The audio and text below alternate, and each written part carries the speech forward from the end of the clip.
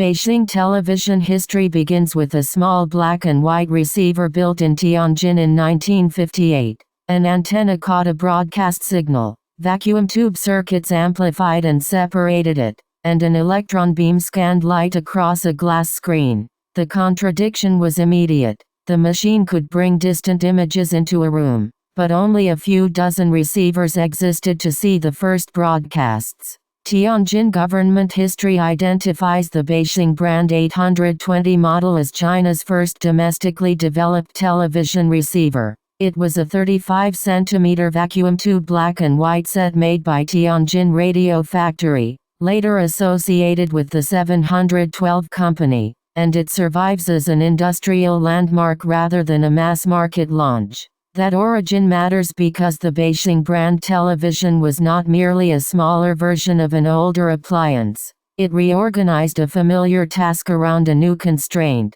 A new broadcast medium needed receivers, transmitters, programs, and a shared audience. The design therefore has to be judged by the routine it changed, the resources it required, and the kind of control it transferred to an ordinary user. A cathode ray television coordinated several invisible processes. The tuner selected one radio frequency channel. Circuits separated picture from sound. Deflection coils moved an electron beam line by line across phosphor, and changes in beam intensity produced a moving grayscale image fast enough for the eye to perceive continuous action. Mechanically, the important point is the sequence rather than any single part. The user performs a simple action, hidden components translate it, and the product produces a repeatable result. Showing that chain makes the beijing-brand television understandable as a working system instead of a nostalgic silhouette,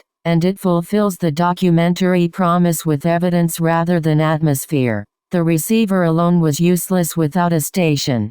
CCTV records that Beijing Television, its predecessor, conducted an experimental broadcast on May 1, 1958, and began formal broadcasting on September 2. At first it aired only several times a week for limited hours, because programs, studios, transmitters, and trained crews were all new. Manufacturing turned the idea into infrastructure, materials, dimensions, seals, switches, motors, hinges, or containers had to agree every time. A product becomes ordinary only when factories can repeat it, repair networks can support it, and households can trust that the next use will resemble the last. Reliability is therefore part of the historical story, not a footnote. CCTV also recalls that Beijing had only dozens of receivers during the first experimental transmission.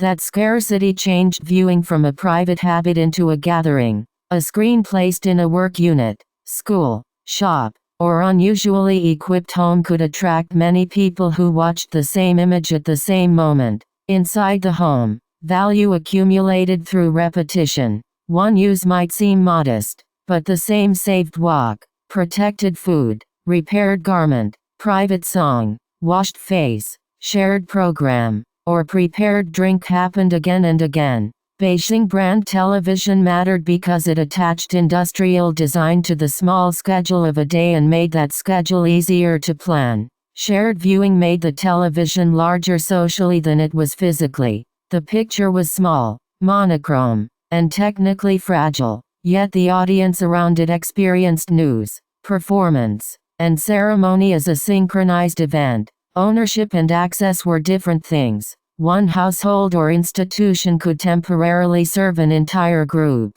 The cultural meaning followed the practical value. Scarcity, price, novelty, and visibility could turn a tool into a signal of readiness or modernity. That does not mean every family owned the same model or used it in the same way. It means the object became legible to other people as evidence that a household had gained a new capability. Manufacturing scale, broadcast coverage, and household income had to rise together before television could become ordinary. More receivers without programs produced little value. More programs without affordable receivers produced little reach. The medium expanded as an interdependent system rather than through one miraculous box. Scale also changes interpretation. A single surviving object can look quaint, while thousands or millions of similar routines can reshape shops, streets, factories, bedrooms, and expectations.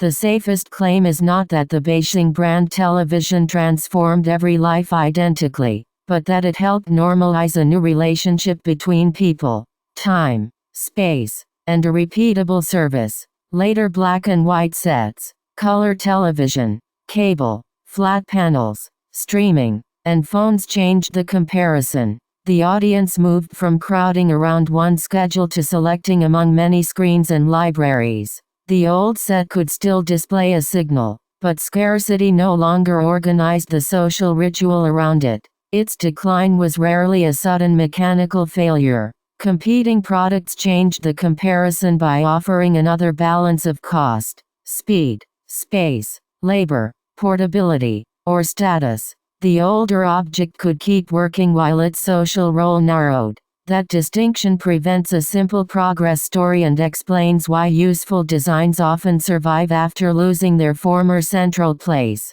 The Beijing-brand receiver survives as proof that a media system enters everyday life through hardware at the edge.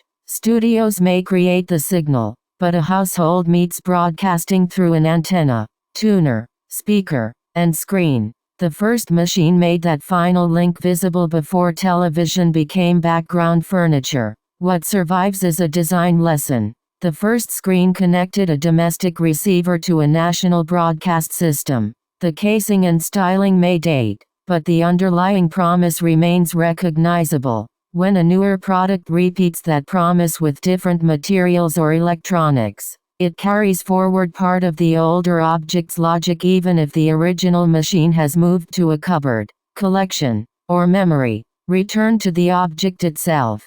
Beijing-brand television joined a physical mechanism to an ordinary promise, then accumulated meaning through repeated use. Its history is strongest where evidence separates invention, manufacture, ownership, and later memory instead of blending them into one legend. The surviving lesson is concrete. The first screen connected a domestic receiver to a national broadcast system. New products may change the materials, power source, scale, or interface, but they still have to solve the same human problem clearly enough to earn a place in daily life. To see the change at human scale, reconstruct the routine before and after. Before the Beijing-brand television, the user had to coordinate more separate tools, trips, waiting, attention, or shared resources. Afterward, part of that coordination moved into the object. The machine did not abolish work.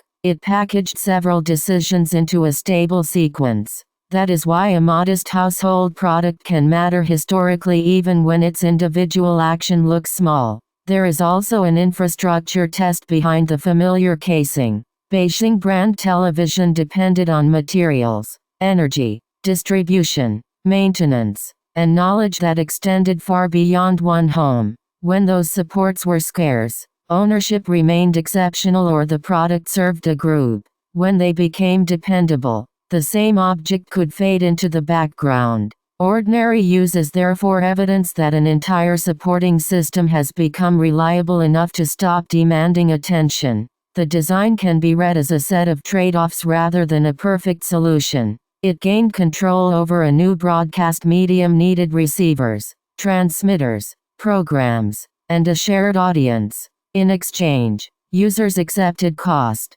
space, upkeep, preparation, or a new dependency. Later products won when they offered a more attractive balance, not necessarily because the earlier mechanism stopped working. This is how a durable invention can remain useful and still lose the central role it once held. A final comparison keeps the claim precise.